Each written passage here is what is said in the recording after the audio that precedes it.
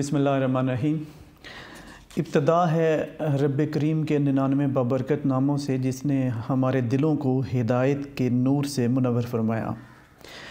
मैं हूँ प्रोफेसर नुमान मुदस्सर, सदर शुबे Urdu unique group of institutions.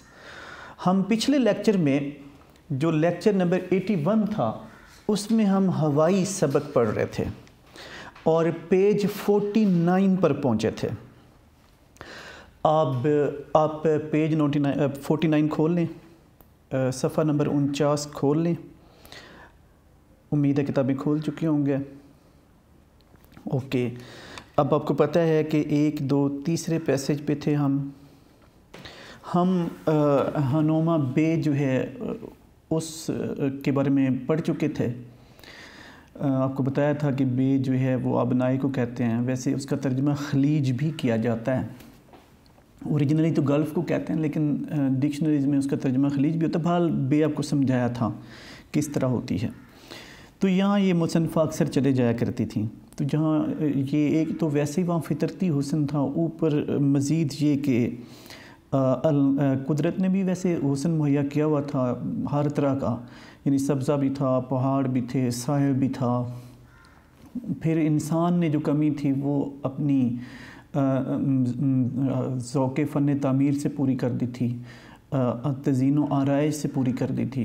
तो चुनांचे उस जज़ीरे की खूबसूरती में इजाफ़ा हो गया था।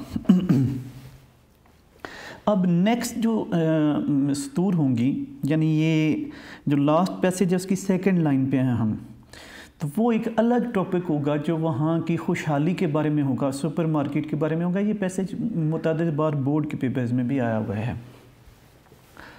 आपने MCQs को भी साथ साथ तैयार करना है। किसी भी स्टेटमेंट का या किसी भी इंफॉर्मेशन का MCQ बन सकता है। हाँ जी, पढ़ना शुरू कर रहे हैं बेटे। उस शाम हम घर का सारा सौदा लेने सुपर मार्केट गए। बहुत से साहिबान इस इदारे को जानते हैं लेकिन बहुत सी मेरी हम वतन बहनें इसके मुतालिक जानना चाहेंगी। बेटे, जो हमारा दौर है, इस दौर में हम जानते हैं हाइपर स्टार क्या है या पेस्ट क्या है या पैकेजेस मॉल क्या है या मुख्तलिफ जो ऐसे डिपार्टमेंटल स्टोर्स हैं उनका हम उनके बारे में जानते हैं। मुसन्फ़ा तो 62-64 के लगभग वहाँ गई थी ना, तो अब यानी 62 के बाद वहाँ पे गई हैं और 66 से पहले जिस दौरान में जनरल शेख जो है टोक्यो में एम्बेसडर थे, ये उस दौर में गई हैं। अब वो उस दौर में यहाँ ऐसा कॉन्सेप्ट नहीं था।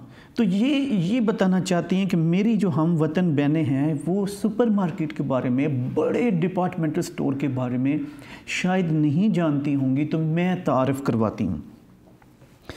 तो सुनिए, सुपर मार्केट अमेरिकन सरमायादारी का निज़ाम का मुकम्मल मुज़ाहिरा है और अमेरिकन तर्ज़ हयात, ज़िंदगी गुजारने के अंदाज़ का बुनियादी कला है और इसकी लामहदूद अफरात, कसरत, खुशहाली मुराद है यहाँ पे, तो उसका ज़ुखार है, ज़ख़ीरा है। दरअसल जैसी जैसी इंसानों की कुव्वत ख़रीद होती है वैसी ही दुकानें बनती हैं और वैसी ही उन पर अशिया होती हैं।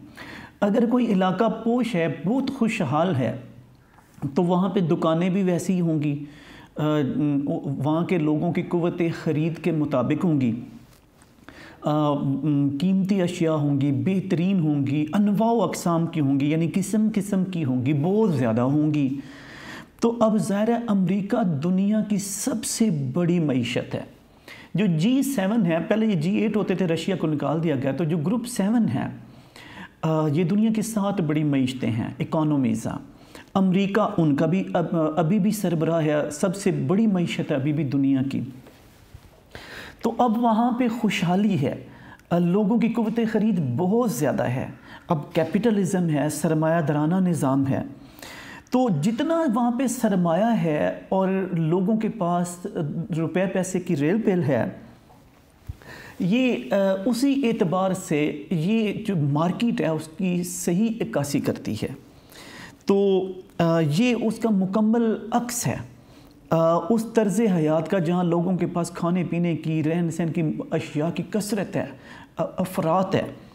तो ये वो जो लोगों की बुनियादी ज़रूरतों की वहाँ पे अशिया हैं, उनकी यानी किस्म किस्म की चीज़ें होना, और वो भी कई कई मयार, उनके मयार भी मुख्तलिफ होना, अक़साम मुख्तलिफ होना, एक ही चीज़ की कई कई किस्में होना।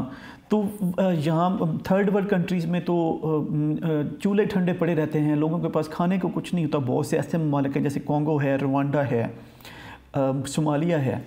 हम भी 60s से पहले जब अभी यहाँ पे ग्रीन रेवोल्यूशन नहीं आया था तो बहुत ज़्यादा हम कोई खुशहाल, ये जो सब कॉन्टिनेंट है, कोई ज़राअत यहाँ थी लेकिन ज़्यादातर बारानी थी। यहाँ ब्रिटिश ने, बरतानवी लोगों ने यहाँ पे कुछ नहरें खुदवाई थी, लेकिन मौजूदा तर्ज का जो सब्ज़ इनकलाब है ये तो 60s के बाद आया, जब आपने नहरी निज़ाम बनाया, डैम्स बनाए। तो खाने पीने की चीज़ों की उस वक्त यहाँ इतनी कसरत नहीं होती थी, तो वहाँ पे तो कुफ्ते ख़रीद भी ज़्यादा है और खुशहाली है। तो उसका सही अक्स जो है इस सुपर मार्केट में नज़र आता है कि यहाँ लोगों के पास खाने पीने की चीज़ों की कितनी अफरात है और बुनियादी सहूलतों की चीज़ों की कितनी अफरात है। जब से ये बरूए ज़मीन पर बरसरे पैकार हुआ, यानी ये सुपर मार्केट सामने आई, नन्ही नन्ही दुकानें, छोटी छोटी दुकानें जैसे हमारे यहाँ दुकानें होती हैं, और छोटे छोटे बेसाती, परचून फरोश, छोटी चीज़ें बेचने वाले पिनसारी दिवालिया हो गए। पिनसार बेसिकली तो आप जानते होंगे कि जड़ी बूटियाँ या इस तरह के, जहाँ आप पिनसार स्टोर जानते हैं, लेकिन यहाँ मुराद है छोटी चीज़ें बेचने वाला, परचून की चीज़ें बेचने वाला, करियाने की तरह की दुकानों वाले। तो कहते हैं जब ये सुपर मार्केट वजूद में आई तो इस तरह के छोटे छोटे जनरल स्टोर, करियाना स्टोर, छोटी दुकानें ये गायब हो गई, चूँकि लोग उस तरफ मुतवज्जो नहीं होते होंगे और वो बड़ी मार्केट में जाते होंगे और फिर उनके पास रुपया पैसे की रेल पेल है, वो उमरा हैं, दुनिया की बड़ी मईशत है, लोग वहाँ पे अमीर हैं, रियासत उनकी कफ़ालत करती है, रियासत ने हर फर्द तक बुनियादी सहूलतें बाहम पहुँचाई हुई हैं, फिर रियासत की अमीरी का असर हर शख्स तक पहुँचा है, अमारत का।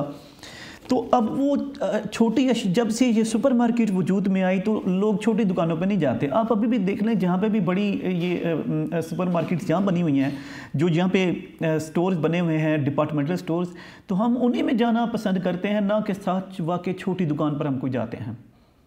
हम वहाँ जाएंगे जहाँ ऐसी बहुत सी चीज़ें हों, ऐसी बहुत सी दुकानें हों, अंदर ऐसे बहुत से स्टॉक हों।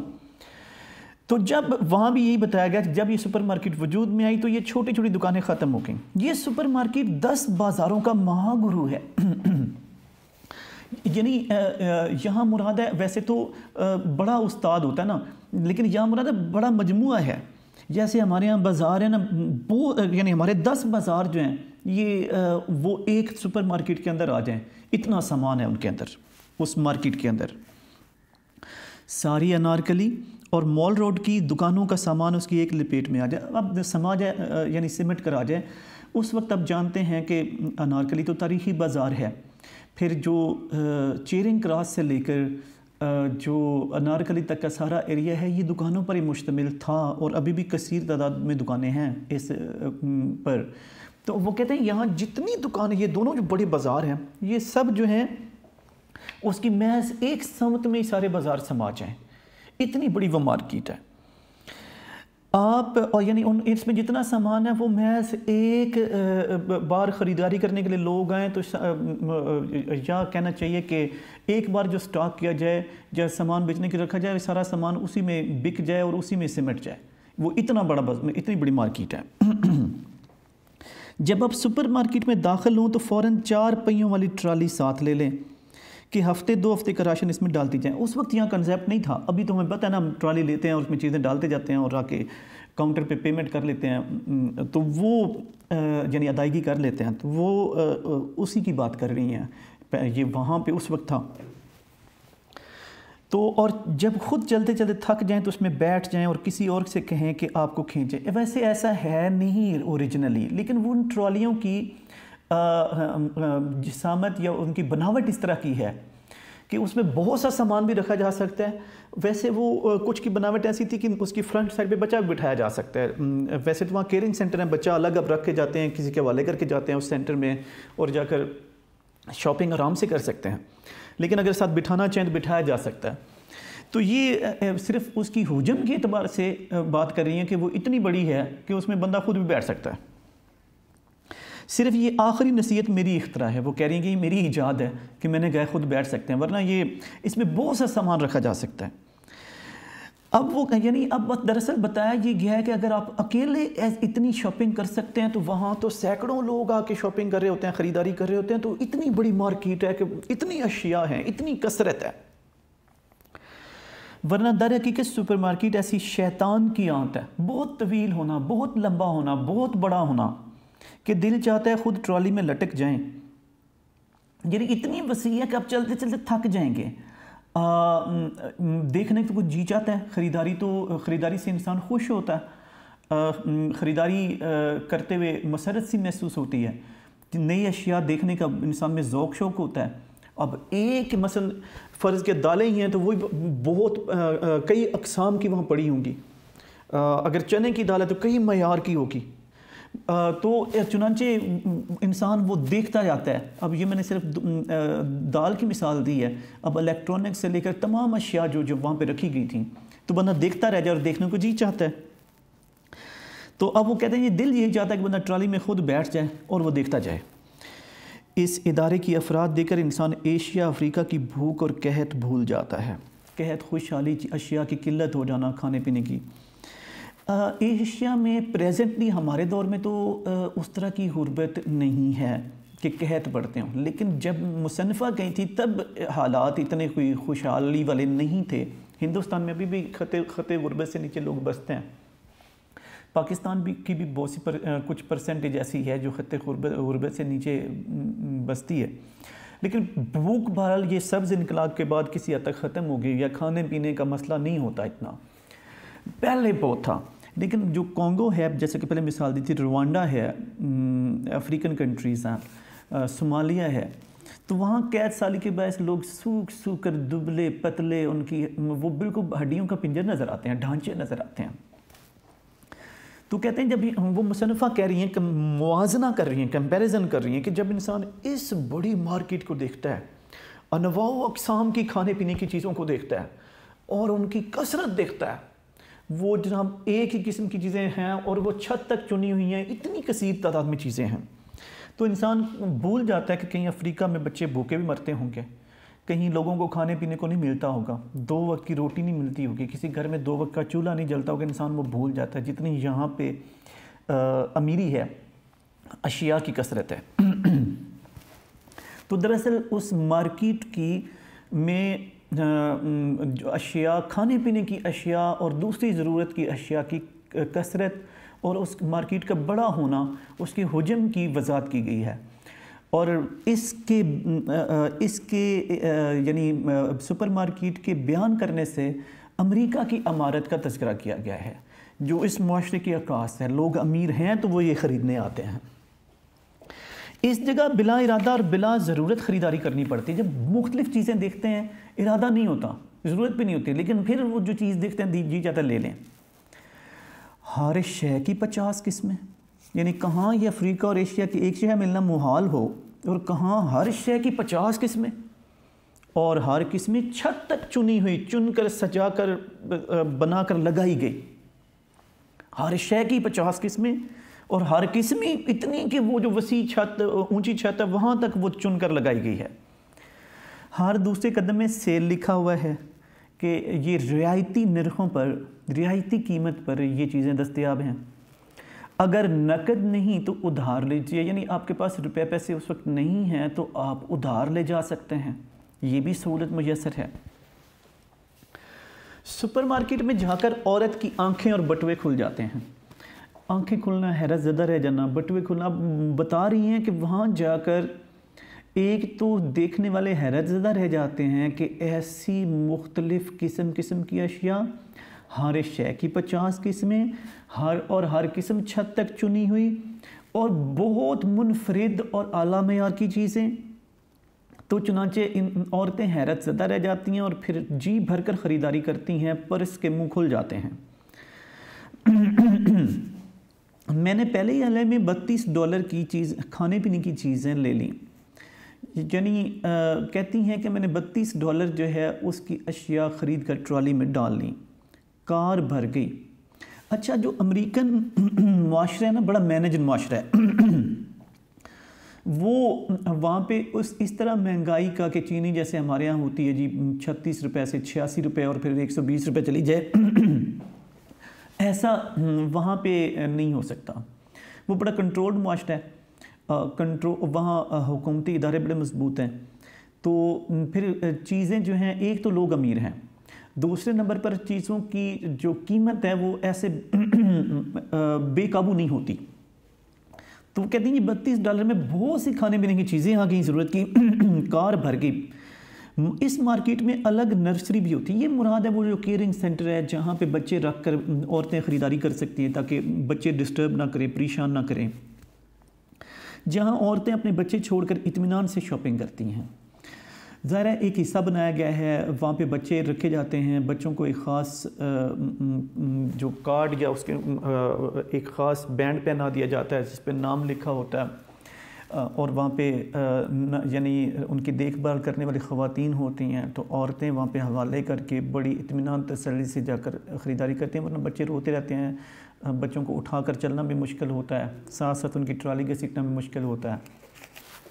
तो चुनाचे इत्मीनान से औरतें शॉपिंग करती हैं और बच्चों की देखभाल उस केयरिंग सेंटर में, नर्सरी में की जाती है।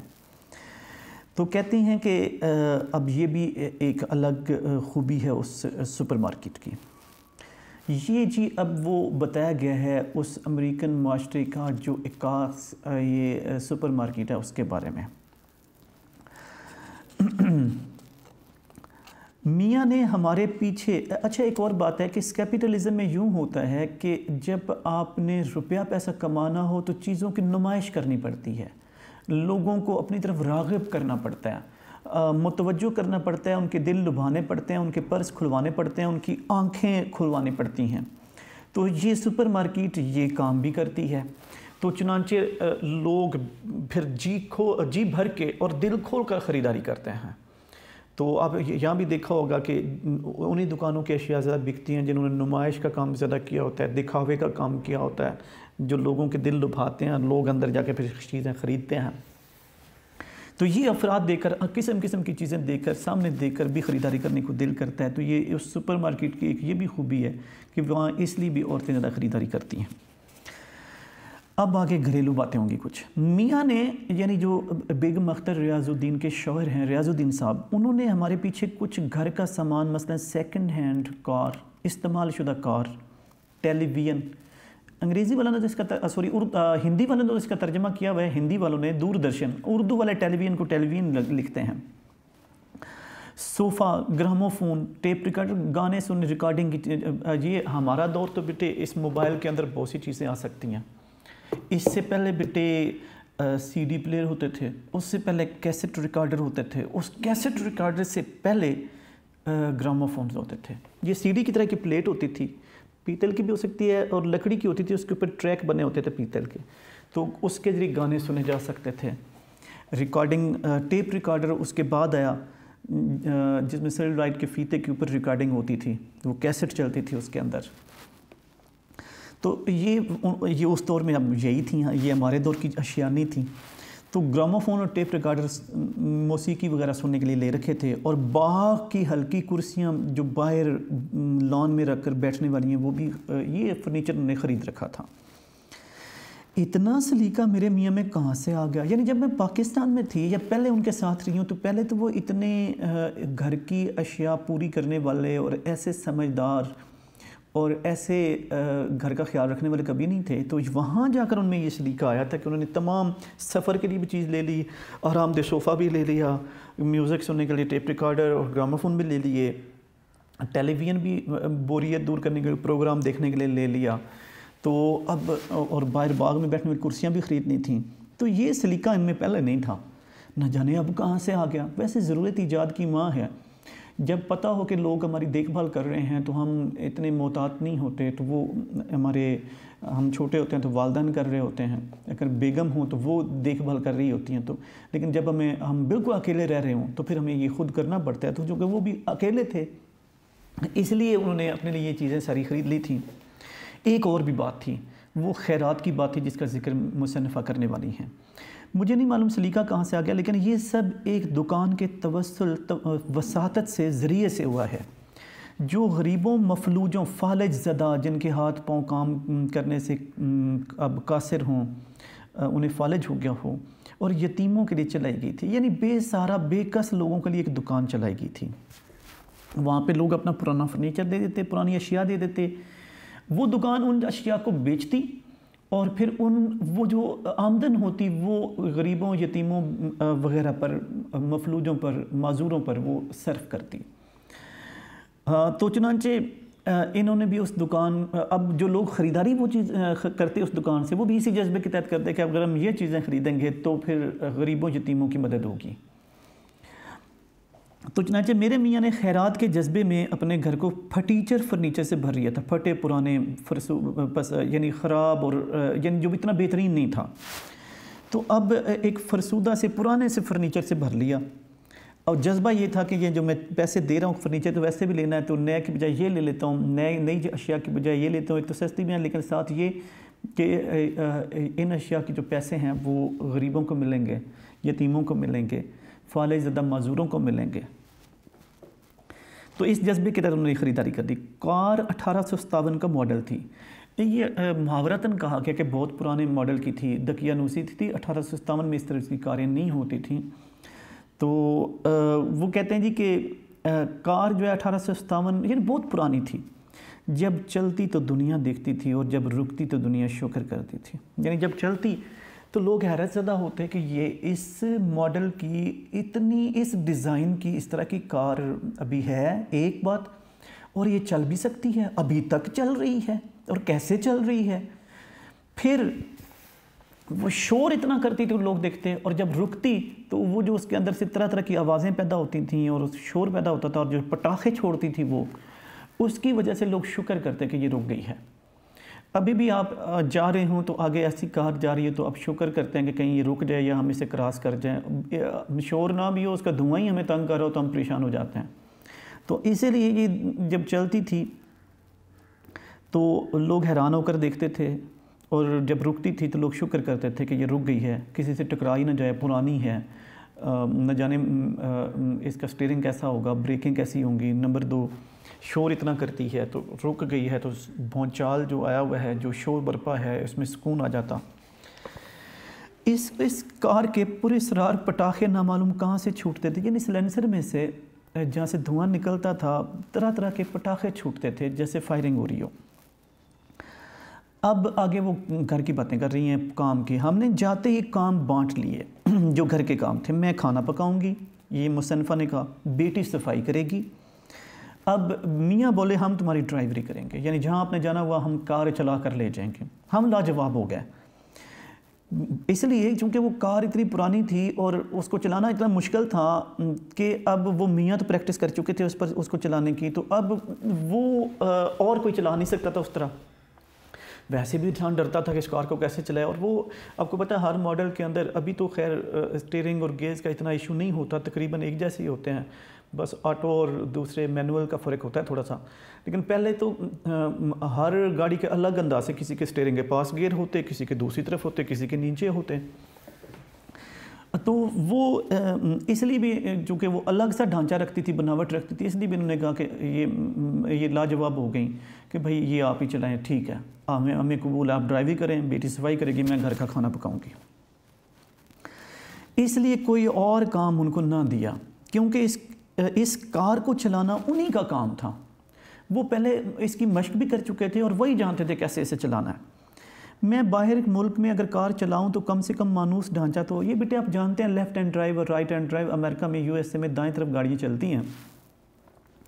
अब वो दाएं तरफ गाड़ी चलाने के लिए एक तो स्टीयरिंग लेफ़्ट साइड पे होगा, आप गियर दाएं हाथ से बदलेंगे, लेकिन वो कहते हैं इस कार का तो ढांचा बिल्कुल ही अलग था, सिर्फ स्टीयरिंग और गियर का नहीं इशू था। तो कहते हैं इतनी ऐसे तो हो कम अज़ कम कार के जैसी पाकिस्तान में कारें होती हैं, या जो हम हमारे दौर में हैं, मुसन्निफ़ा उस दौर की बात कर रही हैं, कम अज़ कम उससे मिलती जुलती तो हो वो कार, उसका जो उसके अंदर अशिया है मिलती जुलती हो, तब में चलाना आसान हो। इस कम वक्त के गियर कहीं और थे और ब्रेकें कहीं और थी। तो बिल्कुल बेसरोपा बिल्कुल ना सर न पैर, बिल्कुल हमारी कारों से मुख्तलिफ। देखें ना, हम दाएं पाँव के नीचे एक्सीलेटर होता है और बाएं पाँव से मुंसलिक जो होती है उसके नीचे हमारी ब्रेक्स होती हैं। तो अगर इसमें ही फ़र्क हो जाए तो हम अचानक ये गाड़ी चलाने लग जाए, हमारी मश्क नहीं हुई थी, हमसे चलाना मुश्किल हो जाएगा। हम रेस देते हुए ब्रेक लगा बैठेंगे और ब्रेक लगाते हुए शायद एक्सीलरेटर पर पाँव रख कर गाड़ी तेज़ कर देंगे तो मसला हो जाएगा, टकरा जाएगी वो।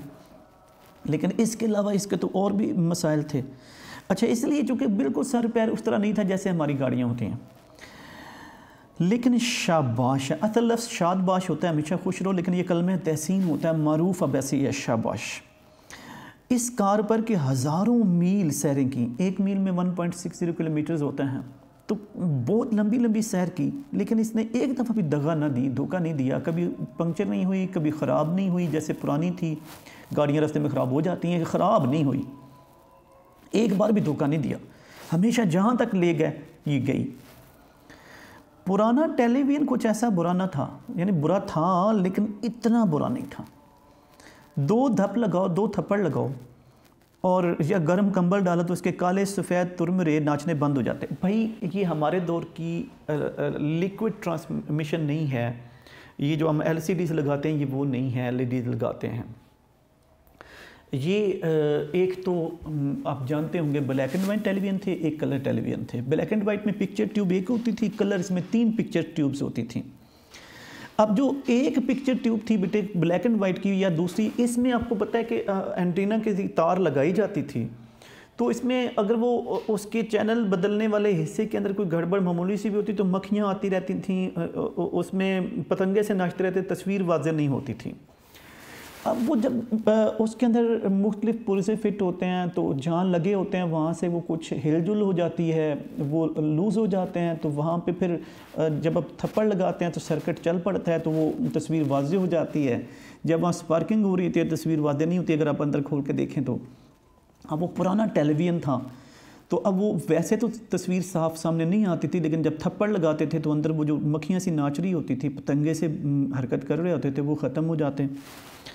फिर घंटों सही चलता था जब तक कि चैनल ना बदलो। अब चैनल बदलेंगे वो फिर हिलेगा, अंदर से फिर टांका हिलेगा, फिर अंदर मसला होगा तो फिर वो मक्खियाँ आ जाएंगी, तस्वीर वाज़ेह नहीं आएगी। तो चैनल बदला और फिर वही धमोके थप्पड़ लगाने पड़ते। फिर गर्म पानी की बोतल, अभी इसका मकसद भी वही है कि वो ज़ाहिर है जब गर्माइश अंदर पहुंचती थी तो वो सर्किट ऑन हो जाता था और वो मक्खियाँ बंद हो जाती थी जो सामने नाच रही होती थी, नज़र आ रही होती थी।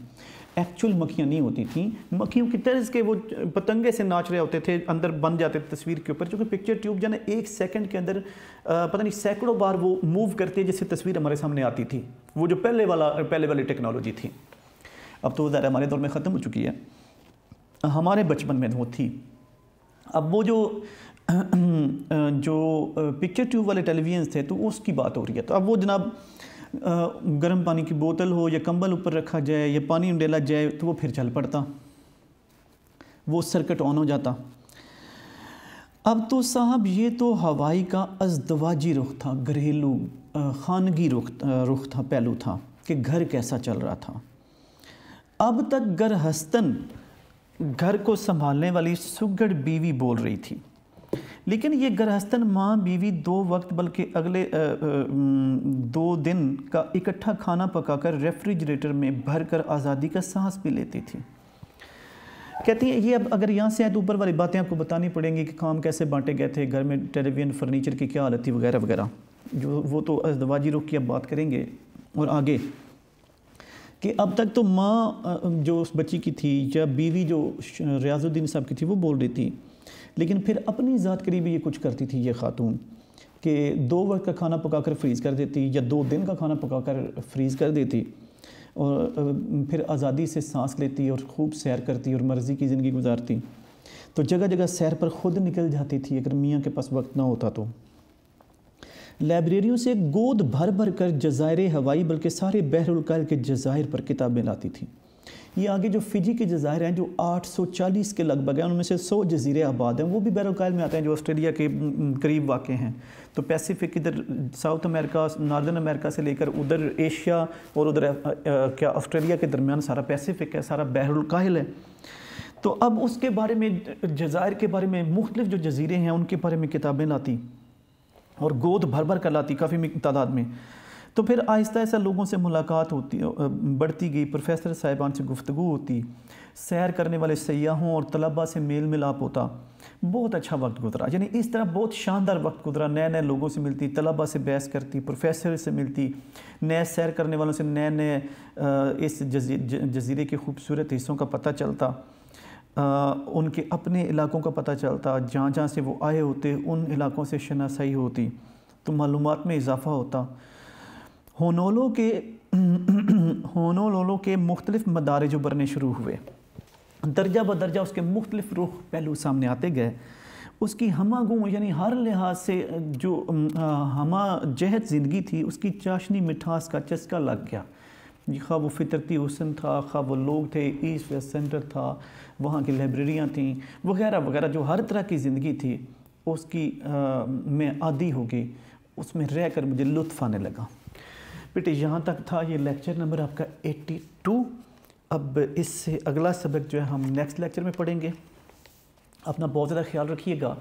एक बात तवज्जो से सुन लें, MCQs बेटा आपने खुसूसी तौर पर तैयार करने हैं। हो सकता है हुकूमत जो है वो पेपर्स में MCQs की तादाद बढ़ा दे। अभी तो प्रीवियस पेपर पैटर्न चल रहा है, लेकिन अगर MCQs की तरफ गवर्नमेंट जाती है तो आपको तैयार रहना चाहिए। तो चुनांचे किसी स्टेटमेंट का MCQ बन सकता है, मुसन्फ़ा की तारीख़ पैदाइश और तारीख़ वफ़ात का तो वैसे भी बन सकता है, इंफॉर्मेशन का बन सकता है, और किसी लैंग्वेज बेस हो सकता है, नॉलेज बेस हो सकता है। यानी हनुमा बे कहाँ वाक़ है, तो ये आप कहेंगे कि हवाई में है, ये तो नॉलेज बेस्ड हुआ। लेकिन आप अगर आप वो कहते हैं जी अव्वल कुदरत ने अपने हुस्न के क्या यहाँ जारी कर दिए थे, क्या सरचश्मे जारी कर दिए थे, लंगर जारी कर दिए थे, तो यहाँ लफ्ज़ लंगर इस्तेमाल हो। तो इस तरह लैंग्वेज बेस भी हो सकता है MCQ। तो ये आप तैयार कीजिएगा। उम्मीद है आप इसे बहुत तवज्जो से पढ़ेंगे। Thank you very much. खुदा हाफिज़।